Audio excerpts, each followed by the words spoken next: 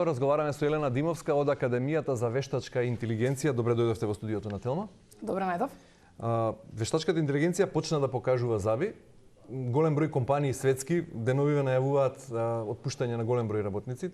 Станува збор за бројка од стотици и илјадници вработени, но можеби тоа е и помалото зло.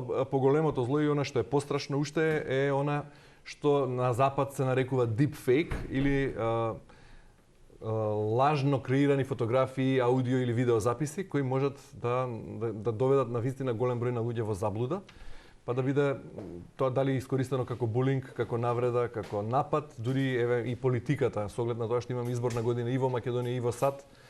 Сведоци сме на тоа што се случува со вештачката интелигенција во САД. Имавме фотографии од кандидатот за републикански кандидат за председател Трамп со афроамериканци кои го поддржуваат, па имаше така наречени лажни јавувања на согласот на актуелниот председател Бајден на гласачи во Нью Хемпшир, каде што им вели да не гласаат, да го чуваат својот глас за денот на избори.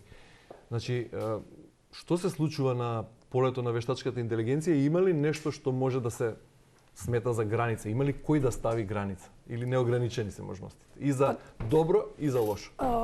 Па да, веројатно се неограничени со тоа што тука во негативна насока би требало регулацијата да е прва онаа која што ќе го спречи негативното влијание на вештачката интелигенција, инаку да, моделите кои што вештачката интелигенција ги има кај себе како алатка, да речеме, ако ја сметаме како наука или во која ги имаме машин лернинг моделите и дип лернинг моделите, може да излезе и така наречениот deepfake. Пред да малку повеќе објаснам за deepfake, рековте веќе има отпуштање, тоа е она што можеби се алармираше и претходно во смисла на тоа дека мораме како индивидуи да се менуваме во начинот на кој што ние екзистираме на работните позиции, да ја прифаќаме вештачката интелигенција како алатка која што ќе треба да ја користиме. Како да се прилагодиме ако имаме професија која е заменлива со вештачката интелигенција? Што значи тоа да се подготвиме? Вештачката интелигенција не. Вештачката интелигенција не е алатка сама за себе или наука сама за себе, таа оди пропратно со сите останати дисциплини. Тоа значи дека вештачката интелигенција не постои алатка која што може да функционира сама, а да го нема човекот во процесот на нејзино функционирање. Така меѓутоа, ако се направи историска компарација, ова може да се смета за нешто налик на индустриската револуција во 19-тиот век, во 18-тиот век, кога голем број на луѓе биле заменети од машини. Така е, точно така, тоа е сега четвртата индустриска. Така. Да, нова индустријска револуција во кој голем број работни места и работни позиции ќе бидат заменети со вештачка интелигенција. Како велите да се подготвиме на тоа? Се подготвиме во смисла на тоа дека ние треба да бидеме подготвени на тоа да влеземе во инкубатори во кои што ќе научиме нови вештини, да работиме со вештачката интелигенција. Велам, таа оди рака под рака со другите дисциплини. Не може во, да речеме, еве, пред малку професорот зборуваше за метеорологијата.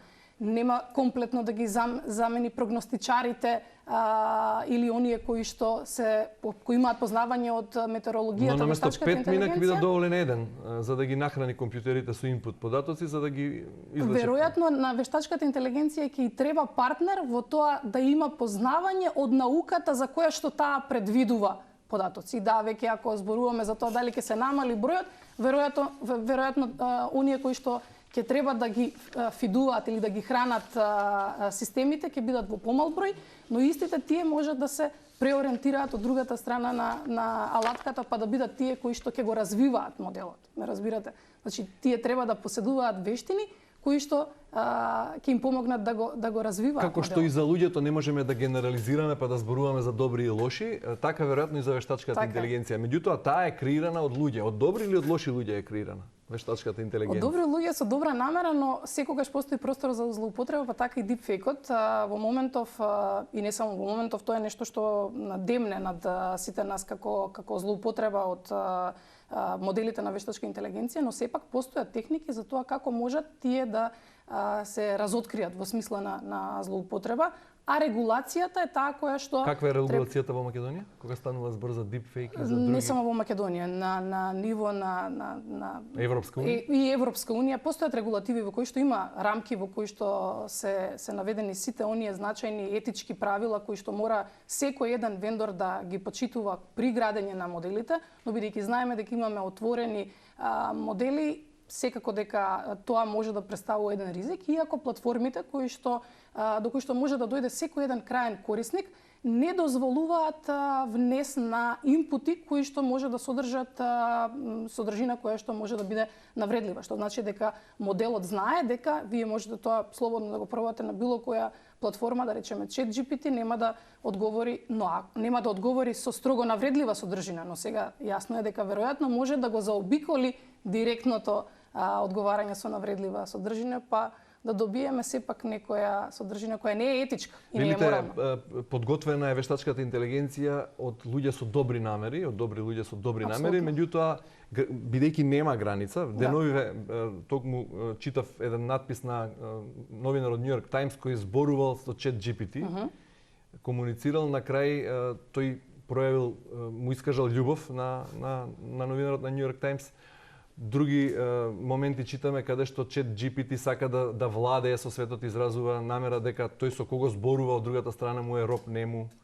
Тоа се велат халуциногени аутпути или не постојат точни причини да дефинираме зошто може една голема мрежа, голема јазична мрежа, ако можам така да ги наречам large language models, да одговори на тој начин што ќе даде некоја нонсенс содржина. Постојат повеќе фактори, меѓу главните фактори со тоа со што е нахранет тој модел. Така што веројатно многу треба да се внимава со какви содржини се хранат моделите, односно истите се тренираат. Тука човештвото може да ја загуби таа битка со нешто непланирано што би излегло од таа страна на компјутерот? Мислите дали ќе учи сам па ќе се во таа насока? Се уште не постои генерална вештачка интелигенција која што може да има свој разум. Се уште не. Значи во оваа фаза најголемата закана што доаѓа од страна на вештачката интелигенција е она што го нарекуваме deepfake. Со оглед на тоа што секој просечно писменет компјутерџија може да седне и да најде бесплатни апликации на кои може да искреира лажна фотографија, лажно видео, лажен глас, да биде на кое сме сведоци Бајден да се јавува така наречен Бајден, односно неговиот глас да биде искористен за лажни конструирани разговори или лажни фотографии од Трамп да гледаме. Точно, мора да Имаше случаи и во Словачка, само да ве потсетам на изборите минатата година, каде што еден од кандидатите кој имаше добар рейтинг се појави две изјави се слушнаа непосредно пред денот на гласање во кој тој навестува дека ќе ги наместил изборите, а потоа во друга изјава вели дека ќе ги качал цените на пивото, потоа тој загуби, па потоа беше голем скандал политички таму. Апсолутно не смееме да ги тоа е ризикот, велам. Значи за секоја професија постојат предности и недостатоци. Една од недостатоците е и како да се заштитиме од тоа? Велам, постојат техники каде што експерти во начинот на креирање на тие содржини можат да ги препознаат ситниците, деталите. Во Македонија има експерти? Што може да ги препознаат? Да се разбира. Ние имаме доста практичари на вештачка интелигенција кои што работат со модели, работат и на универзитетите, односно факултетите, техничките факултети, како и доста стартапи и компании кои што работат со развој на модели.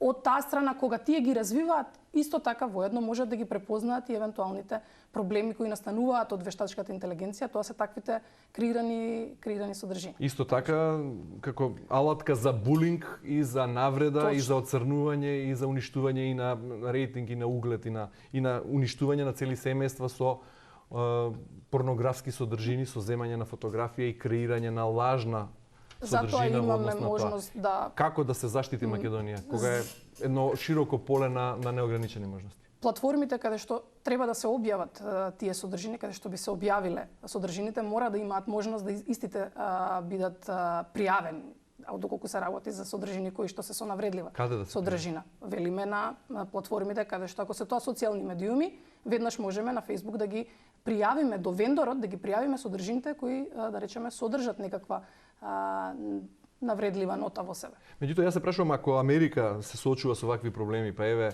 медиумите тамо се занимаваат со денови, па надлежните истражуваат кој ги монтирал тие, па која правил фотографијата со Трамп со афроамериканците, односно кој се јавувал во име на Бајден по домовите во Њу Хемпшир, што се може да се случи во Македонија, каде што сме степени и на многу пониско ниво, а имаме избори и тука.